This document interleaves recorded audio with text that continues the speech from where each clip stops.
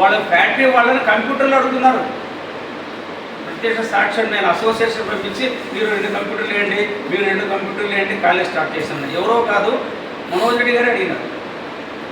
వాళ్ళందరూ డొనేషన్ చేయాలని చెప్పి. ఇప్పుడు ప్రభుత్వ కాలేజా లేకపోతే అది ఏదో మనకు క్రిస్టియన్ కోసం స్టార్ట్ చేయడానికి చేశారో అర్థం కావడం. కాబట్టి దాని నిధులు ఉన్నాయా లేదా, నిధులుంటే ఎందుకు ప్రైవేట్గా ఏదైనా కంప్యూటర్లు దానం అడుగుతున్నా అర్థం కావడం. కాబట్టి డిగ్రీ కాలేజ్ కూడా అన్ని కోర్సులతో రావాలా.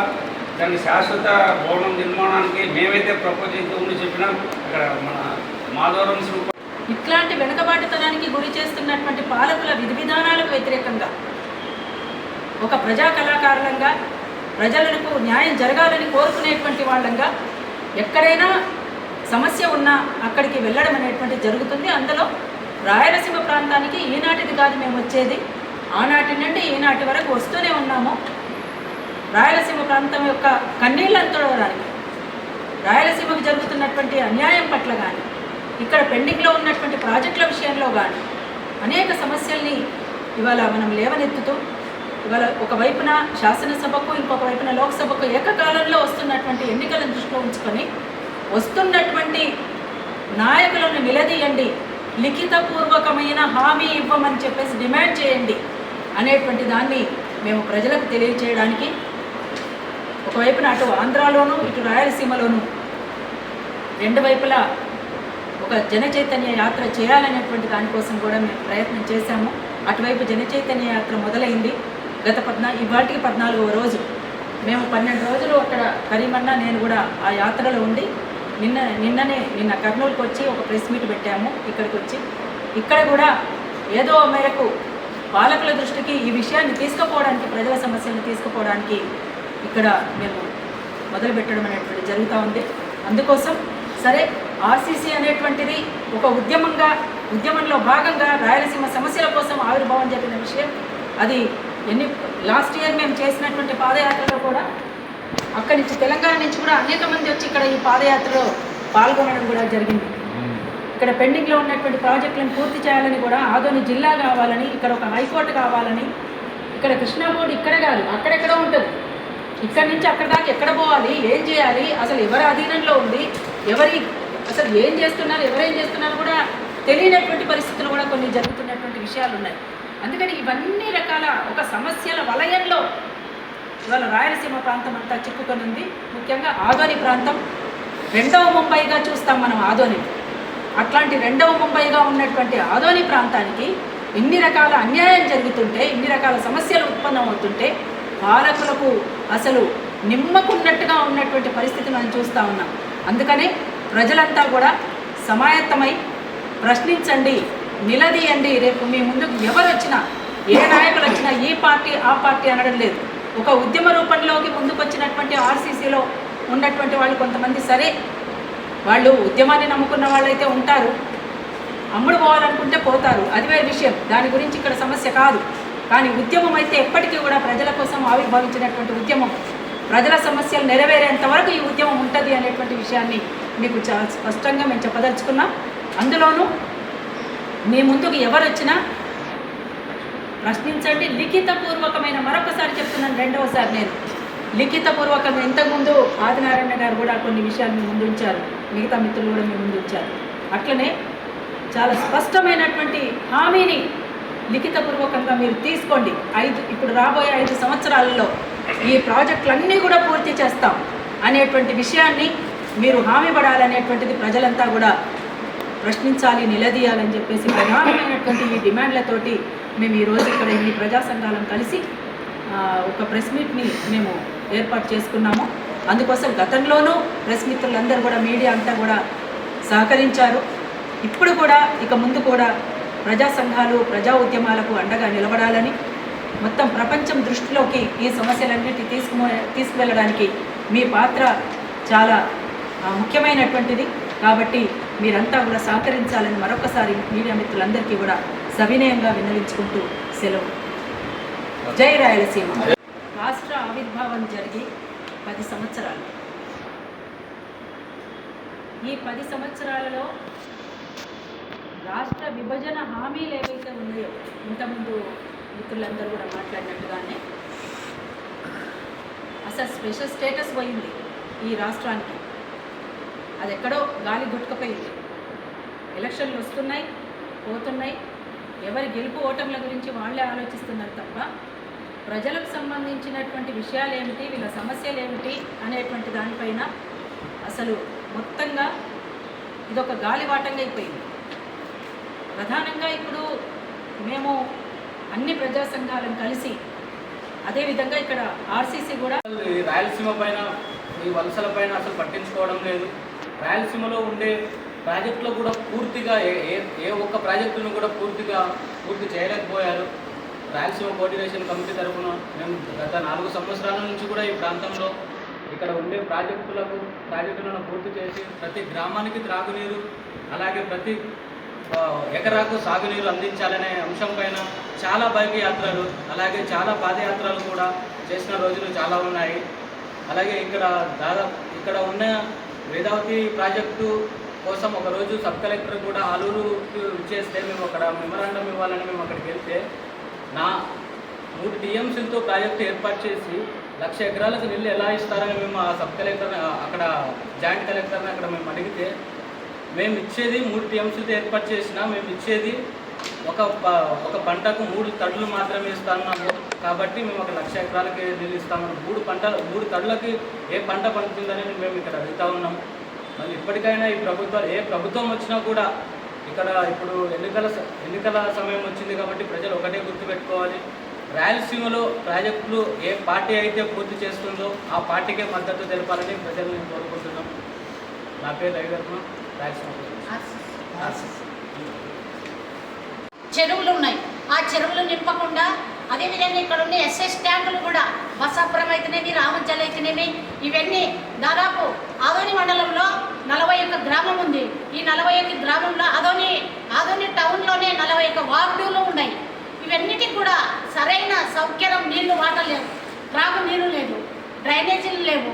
కానీ వాగ్దానాలు చేస్తారే కానీ వాళ్ళ యొక్క అధికారం లేకొచ్చినాక అసలు ప్రజలు ఈవేళ పోయి అడగాలంటే కూడా భయంకరంగానే ఉంటుంది.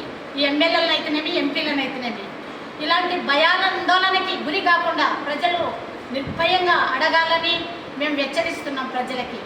మరి ముఖ్యంగా మేము ఓటు వేయొద్దని కాదు, ఓటు ఎవరికి వేయాలి ఎవరికి లేదని కూడా మేము చెప్పడం లేదు. మీ ఇష్టం వచ్చిన వాళ్ళకి ఎవరు హక్కు వాళ్ళనే, ఆ హక్కుని మీరు ఉపయోగించుకునండి. ఓటు అనే ఆయుధము అంబేద్కర్ ఇచ్చిపోయారు, ఆయుధాన్ని మీరు సరైన దుర్వినియోగం చేయకుండా ఉపయోగించుకొని ఆయుధాన్ని మంచిగా ప్రజలకి ఓటు వేసుకునే హక్కు అందరికీ ఉంది. కాబట్టి ఈరోజు అందరికీ హక్కులు ఉన్నాయి. ఏ పార్టీలోకి ఎవరు పోతున్నారో, ఏ పార్టీ ఎప్పుడు మారుతున్నారో అనేది కూడా తెలియదు. వారి ఇష్టము, వారి హక్కులు. ఈ హక్కుల్ని ఈ హక్కుల్ని ఇచ్చిన అంబేద్కర్ గారు అయితేనేమి, మరి ఇక్కడ ఈ యొక్క నిజాన్ని నిర్భయంగా రాస్తున్న మరి మన యొక్క జర్నలిస్టులకు అయితేనేమి నేను చెప్పుకునేది ఒక్కటే, నిజాన్ని నిర్భయంగా రాయండి. అది ఎవరైనా సరే, కేవలం మేము పడుతున్న బాధలు దాదాపు 2019 నుంచి మేము ఇక్కడ నీటి కోసం, నిధుల కోసం పోరాటం చేస్తూనే ఉన్నాం. దీని కొరకు మేము ఇంకా కష్టపడతాం. ప్రత్యేకంగా ఆదోనిని జిల్లా చేయాలని కూడా ఎంతో పోరాటాలు చేశారు. ఆదోనికే కాదు, కర్నూలుకి రాజధాని ఇవ్వాలని, కర్నూలు రాజధానే కాదు కేవలం హైకోర్టు ఇవ్వండి అని కూడా ఎంతోమంది లాయర్లు ఇక్కడ ఉన్న వాళ్ళు కానీ కర్నూలు మొత్తం కూడా ఎంతో పోరాటాలు చేశారు. రాయలసీమ మొత్తం ఏ హైకోర్టు లేదు, లాస్ట్కి బెంచ్ ఇచ్చామంటారు. ఆ బెంచ్ కూడా ఇచ్చిందో లేదో అయితే మాకైతే తెలియదు. ఇలాంటి వాగ్దానాలు ఇవన్నీ నీళ్ళ మీద మూటలాగా మనకు కనపడుతున్నాయి. కాబట్టి ఖచ్చితంగా ఈ యొక్క ఆశయాలను మేము ప్రశ్నిస్తున్న ప్రశ్నల్ని ప్రజల్లోకి తీసుకెళ్ళి మరి ఆ ప్రజలు కూడా ప్రశ్నించాలని మేము కోరుకుంటూ ఈ యొక్క ప్రెస్ మీటింగ్ సందర్భాన్ని మీ అందరికి తెలుపుతూ, విత్డ్రాల్స్ అయిన తర్వాత ఎంతమంది పిలుపుతారు అందరికీ కూడా వాళ్ళని అడిగేది ఒకటే, అయ్యా మేము ఒక గంట సేపు టెస్ట్ పెడతాం, మీరు టెస్ట్ రాయండి, రిజల్ట్స్ మేము అనౌన్స్ చేయము, మే 13 తర్వాత వాటిని మూల్యాంకనం చేసి రిజల్ట్స్ చెప్తాం. ఇది ఎందుకు అంటే మనకు అసలు కనీసం పరిజ్ఞానం ఉందా? అదేవిధంగా ప్రజల కోరిక కూడా పెడుతున్నాం. ఇప్పుడు దాదాపు నాకు 12 ప్రశ్నలు వచ్చినాయి గ్రూప్లో. ఇంకా ప్రశ్నలు వస్తే అన్నీ క్రోడీకరించి ప్రజల సమస్యలు, ప్రజల కోరిక మీద మీ వైఖరి ఏమిటి, వీటిని ఎట్లా పరిష్కరిస్తారు అనేటువంటిది రాయాలని చెప్పేసి ఒక ప్రశ్న పత్రం కూడా తయారు చేయడం జరిగింది. ఇందాకపోతే సబ్ కలెక్టర్ రాస్తున్నారు, సరే మా పర్మిషన్ ఎందుకు అన్నారు, కానీ ఎలక్షన్ కమిషన్ తెలపాలని చెప్పేసి ఎలక్షన్ జరిగింది. కొంతమంది అంటున్నారు అక్కడ పక్కన ఒక ఎండిఓ గారు ఉన్నారు, దేశంలో ఎక్కడ జరిగింది అన్నారు. తప్పేముంది, ఇక్కడ ఆధునిక మేము జరుపుతామనే ఉద్దేశంతో జరుపుతున్నాం. మేమంతా కూడా ఇటువంటివి అన్నీ కోరుతున్నాం. ముఖ్యంగా రాష్ట్రానికి ప్రత్యేక హోదా విషయంలో ఇద్దరు అంటే చంద్రబాబు గారు, జగన్ గారు ఇద్దరు కూడా మోసం చేశారు. ఆయనేమో కేవలం పోలవరం కేంద్ర ప్రభుత్వం కట్టాల్సిన దాన్ని తనకు రాష్ట్ర ప్రభుత్వం కావాలని తీసుకోవడం జరిగింది. దానివల్ల ఏ రకంగా దుర్వినియోగమైందో కాలేదో కానీ మొత్తానికి పూర్తి చేసినాడు. కానీ రాష్ట్ర ప్రభుత్వం ఎందుకు తీసుకుని చేస్తారు ఆ బాధ్యత? అది జాతీయ ప్రాజెక్టు అంటే అప్పుడు వాళ్ళే అన్నారు కదా దాన్ని ఏటీఎంగా వాడుకున్నాడని. మళ్ళీ ఆయన ఏటీఎంగా వాడుకుంటే ఇంకొక పేటీఎంగా వాడుకుంటున్నాడు. తర్వాత రాజధాని విషయం కంటే ముఖ్యంగా రాయలసీమ విషయం వాడుతున్నాం. గుంతకల్ రైల్వే జోన్ అనేటువంటిది అన్ని రకాలుగా అర్హత ఉన్నటువంటిది. దీనికోసం చాలా వందల రోజులు పోరాటం చేసి విద్యార్థి లోకము, యువజనులు, నిరుద్యోగులు పోరాటం చేశారు. మరి కడప స్టీల్ నేను చెప్పడం అక్కర్లేదు, ఆమె షంగర్ గారు చెప్తున్నారు 3 సార్లు దీనికి పునాలు వేశారని, ఫౌండేషన్ స్టోన్ వేశారని. చంద్రబాబు మళ్ళీ ఈయన 2 సార్లు వేశారని. కాబట్టి కడప స్టీల్ ప్లాంట్ లేదు, మనకు ఇది లేదు. తర్వాత ముఖ్యంగా నీటి ప్రాజెక్టు సంబంధించి సిద్ధేశ్వర్ మలుగు అనేటువంటి దాన్ని మేము ఎంత చైతన్యంగా చేస్తే అక్కడ మళ్ళీ తీగల వంతెన అని చెప్పేసి కేంద్ర ప్రభుత్వం చెప్పింది. ఆ తీగల వంతెన వద్దు బాబు అని చెప్పేసి ఇప్పుడు తెలుగుదేశం ఉన్నటువంటి బైరెడ్డి గారు ఆయన కూడా ఈ ప్రాంతం పర్యటించినాడు, రాయలసీమ అక్కడ గురించి తీగల వంతెన వద్దు అలుగు కావాలని చెప్పేసి. మళ్ళీ అప్పుడు ఆ సారు బీజేపీలో ఉన్నట్టు నాకు గుర్తు బైరెడ్డి గారు. ఆయన అన్నాడు ఆ రోజు మేము కూడా పోతాము, అక్కడ పోయి ఢిల్లీలో జంతర్ మంతర్ అన్నాడు. ప్రయత్నం చేశారు. అంటే రాయలసీమలో ఉన్న వాళ్ళు ఏం ప్రయత్నం చేసినా అది జరగడం లేదు. కాబట్టి అక్కడ ఆ తీగల వంతెన రద్దు చేయాలా. అదేవిధంగా ఇక్కడ కడపలో స్టీల్ ప్లాంట్, మన గుంతకల్ రైల్వే జోను, అదేవిధంగా మనకు ఎయిమ్స్ తరహా విద్యా సంస్థలు ఇక్కడ రాయలసీమ రావాలా. ఆధునిక సంబంధించి జిల్లా డిమాండ్ అయితే ప్రధానంగా చెప్తున్నాం, మా జిల్లా ఖచ్చితంగా ఇవ్వాలా. మళ్ళీ చంద్రబాబు వస్తే ప్రకటిస్తారమో తెలియదు. మన అన్నాడు ఇక్కడ రాజాపేటలో ఒక మాట చెప్పేసాడు, మీరు జిల్లా పోయింది కదా జిల్లా ఇస్తానని చెప్పాడు. మళ్ళీ కూటమి వాళ్ళు జిల్లా ప్రకటిస్తే మళ్ళీ జగన్ ప్రభుత్వం వచ్చినా ఎవరు వచ్చినా కూడా దీన్ని జిల్లా ప్రకటించాలని చెప్పేసి ఒక ప్రధానమైనటువంటి డిమాండ్తో వేదవతి ఆర్డీఎస్ మొన్ననే మేము పోయించినామన్నా ఆర్డీఎస్ దగ్గర ఏమీ లేదు. అక్కడ పోయి 2 వాచ్మెన్లు ఉన్నారు. వాస్తవ పరిస్థితి వాళ్ళు చెప్పింది ఏమంటే మా కాంట్రాక్ట్ పెట్టినస్తే 2 వాచ్మెన్లు ఉన్నారు, మా జీతాలు మాత్రం దగ్గరిస్తున్నారు. ఏముంది అంటే కంకర ఉంది, స్టీల్ ఉంది సార్, ఎత్తుకోపోతారు పెట్టినారని. ఆయన అమాయకంగా చెప్పినాడు, సార్ బిల్లు రాలేదంట కాబట్టి ఆపేశారు పని. వాస్తవంగా తెలంగాణ వాళ్ళు ఏమన్నారంటే బ్రిజేష్ కుమార్ దుర్గల్ తీర్పు ఇంకా అమల్లో రాలేదు కాబట్టి అనే అడ్వెషన్ చేస్తే అదేదో నాకు తెలుగులో సామెత, కన్నడంలో సామెత తూపురుసుడికి ఆశయాస్తంగా అంటే ఎవడైతే ఇట్లా కూలేవానికి కరిపేసినట్టంట కన్నడములు అంటారు, తూపురుసుడికి ఆశయాస్తంగా. అది చెప్పడమే తెలుగు, జగన్ గారు దాన్ని మొత్తం స్టాప్ చేశారు. కాబట్టి ఈ రాయలసీమ ప్రాజెక్టుల పట్ల ఇక్కడ పోతే మేము వేదవతిలో అయితే అక్కడ ఏమీ లేదు. అసలు ఉన్న పైప్ లైన్ వర్క్ అంతా కూడా ఎక్కడెక్కడో చేశారు కానీ అక్కడ అసలు లేదు. అక్కడ ఒక రైతు అయితే అమతాపు రైతు చెప్పినాడు, నేనే కోర్టుకు పోయి ఆపిడానని ధైర్యంగా చెప్తున్నాడు. మాకు అసలు ఏమీ లేదు, మాకు విలువలేదు, చెప్పలేదు, మాకు కాంపిటీషన్ ఎంత ఇవ్వలేదు, ఇంతవరకు మాకు ఏమీ లేకుండా ఏమనంటే అది మెగా కంపెనీ మాది, మాకు జగన్ యొక్క ఇది మండ అని చెప్పేసి బెదిరించినటువంటి సంస్థలు చెప్పేసి కూడా మా సామాన్య రైతులు చెప్పినటువంటి సంఘటనలు యథార్థంగా మేము చెప్తున్నాం. కాబట్టి ఇంత ఘోరంగా మన ప్రాంతానికి చాలా గందరగోళంలో ఉంది. మన ఆధునిక సంబంధించి డిగ్రీ కాలేజ్ అన్నారు కానీ డిగ్రీ కాలేజ్ అది ఏదో తూర్పు మంత్రంగా లాస్ట్కి ఇచ్చారు. యూనివర్సిటీ స్కూల్లో నడుపుతున్నారు కానీ అక్కడ ఇక్కడ సిగ్గుపడాల్సిన విషయాలు కూడా ఉన్నాయి. ఖచ్చితంగా ప్రజలు మాట్లాడుతున్నాం. వాళ్ళ ఫ్యాక్టరీ వాళ్ళని కంప్యూటర్లు అడుగుతున్నారు. ప్రత్యేక సాక్ష్యం నేను అసోసియేషన్ పంపించి మీరు 2 కంప్యూటర్లు వేయండి, మీరు 2 కంప్యూటర్లు వేయండి, కాలేజ్ స్టార్ట్ చేశాను. ఎవరో కాదు మనోజ్ రెడ్డి గారే అడిగినారు. వాళ్ళందరూ డొనేషన్ చేయాలని చెప్పి ప్రభుత్వ కాలేజా అది లేకపోతే అది ఏదో మనకు క్రిస్టియన్ కోసం స్టార్ట్ చేయడానికి చేశారో అర్థం కావడం లేదు. కాబట్టి దాని నిధులు ఉన్నాయా లేదా, నిధులు ఉంటే ఎందుకు ప్రైవేట్గా ఏదైనా కంప్యూటర్లు దానం అడుగుతున్నా అర్థం కావడం లేదు. కాబట్టి డిగ్రీ కాలేజ్ కూడా అన్ని కోర్సులతో రావాలా. దానికి శాశ్వత భవనం నిర్మాణానికి మేమైతే ప్రపోజ్ చేద్దామని చెప్పినాం. అక్కడ మన మాధవరం శిల్పకాసులు చెత్త సేదలను తీసేసి అక్కడ మంచి జాగా ఉంది, అక్కడ డిగ్రీ కాలేజ్ కట్టడానికి బాగుంటుంది చెప్పేసి కూడా మేము ప్రజల తరఫున డిమాండ్ పెడుతున్నాం. ఈ స్థానికమైన డిమాండ్లతో మరి నీటి సమస్యకు వస్తే అందరికీ తెలుసు, మన బసాపురం ట్యాంక్ ఎంత ఘోరంగా ఉందో, దాన్ని ఏదో మొత్తానికి తాత్కాలికంగా దాన్ని అయితే మరమ్మతులు చేసినారు, రామ్జలం దాన్ని నెగ్లెక్ట్ చేసినారు. మరి అన్నింటికన్నా ముఖ్యంగా నేను ఆడా అనే పేరు పెట్టడం కారణం, ఆడా అనే పేరు కనీసం వినిపించాలని పెట్టాను. ఆడా తరఫున ఒక్క రూపాయి కూడా పని చేయలేదు. అప్పుడు సబ్ కలెక్టర్ ఇంతకుముందు ఆయన అభిషేక్ కుమార్ అక్కడేదో రామ్జల్ ఏదో పార్క్ చేస్తామని చెప్పేసి దాని మన యువ నాయకుడు జయమోహన్ కూడా చెప్పినాడు మనకు ఆహ్లాదకరంగా ఉంటుందని. మరి నేనేం రామ్జల్ పోలేదు పార్క్ ఉందో నాకు తెలియదు, కాబట్టి అది కూడా కాలేదు. ఈ రకంగా మొదలుపెడుతున్నారు. కాకపోతే ఇదే ఆడాతో పాటు వచ్చిన పాడాకు పులివెందుల్లో అన్నీ చేశాడు ఆయన. పులివెందులు అంటే ఒక చీఫ్ మినిస్టర్కి ఒక్క పులివెందుల అన్నటువంటిది కూడా మేము ప్రశ్నిస్తున్నాం.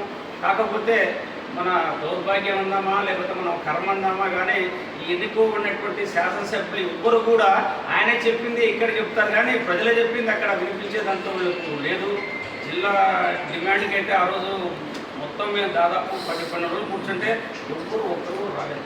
అనుకోకుండా వచ్చినాడు. ప్రస్తుతం టీడీపీలోకి ఎంతమంది మంత్రులు గున్నూరు చేయడం ఆయన కూడా ఎందుకు వచ్చినాడు, అదేదో వాల్మీకి విగ్రహం కోసం వచ్చినాడు. ఆయన అన్నమాట ఏమన్నాడు తెలుసా, మేము అనుకుంటున్నాం కానీ ఆర్థికమైనటువంటి భారం ఉంది కాబట్టి ఎక్కువ జిల్లాలు చేయలేకపోతున్నాడు అని చెప్పేసి ఒక మాట అన్నాడు గున్నూరు చేయడంలో. అంటే అప్పుడు ఆయన మంత్రి, ఇప్పుడు ఆయన టీడీపీ అభ్యర్థిగా పోటీ చేస్తున్నాడు. వాళ్ళు ఇప్పుడు ఉంటారో అక్కడ లేదు, మేము ప్రజల తరఫున ఇవన్నీ ఉన్నాయి కాబట్టి ప్రజల డిమాండ్లను తీసుకుపోవడానికి ఈ ప్రెస్ మీట్ను ఏర్పాటు చేసిన మనకు ధన్యవాదాలు.